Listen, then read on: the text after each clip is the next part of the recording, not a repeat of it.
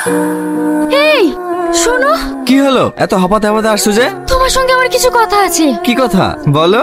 আমি প্রেগনেন্ট। এবার তো তোমার বাড়িতে নিয়ে যাবে। কি? তুমি প্রেগনেন্ট? না না, এই মুহূর্তে আমার বাড়িতে তোমাকে নিয়ে যেতে পারবো না। তুমি যত তাড়াতাড়ি পারো অ্যাবর্শন করে নাও। তুমি কি বলছো?